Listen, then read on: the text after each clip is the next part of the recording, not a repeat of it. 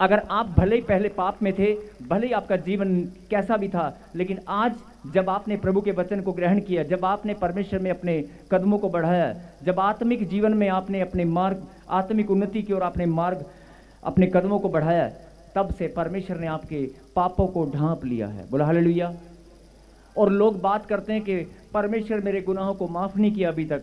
बहुत सारे लोग रोते हैं प्रार्थनाओं में। प्रभु कैसे रोते हैं मैं बता रहा हूँ।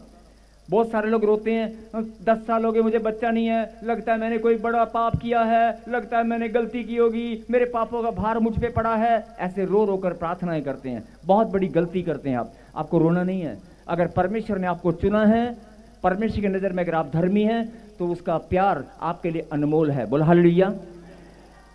और दूसरा, क्या ही धन्य है वह जिसका अपराध क्षमा किया गया और जिसका पाप ढांपा गया हो।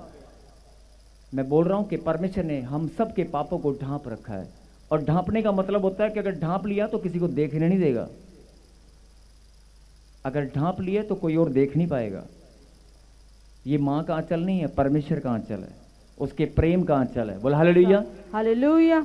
और अगले वचन में क्या लिखा, क्या ही धन्य वह मनुष्य जिसके अधर्म का यहोवा लेखा ना ले। बोला हालेलुया।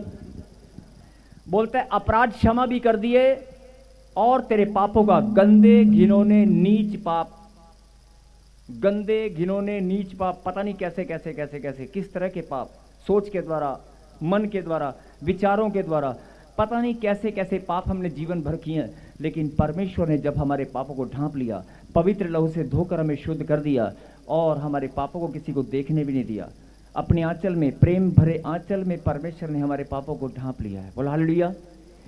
लेकिन जो सबसे सुंदर बात समझने की है, आज अगर आप किसी को पैसे उधार देते हैं और वो बंदा आपके पैसे मार लेता है, या आप उस कोई नुकसान कर देता है आपका, आप उसे माफ कर देते हैं, लेकिन आप भूलते नहीं हैं कि ये वही है जिसके कारण मेरी मोटरसाइकिल खराब हुई थी, ये वही है जिसने मेरे घर में ये किया था। नहीं, आप भूलते नहीं हैं। नहीं, लेकिन परमेश्वर क्या बोलता है कि तेरे अपराध भी मैंने क्षमा कर दिए और तेरे अपराध क्षमा करने के बाद तेरे पापों को मैंने ढांप भी लिया है।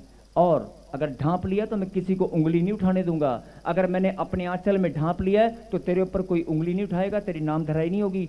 और अगर मैंने तेरे पापों को अपने आंचल में ढांप रखा है तो किसी को देखने नहीं दूंगा।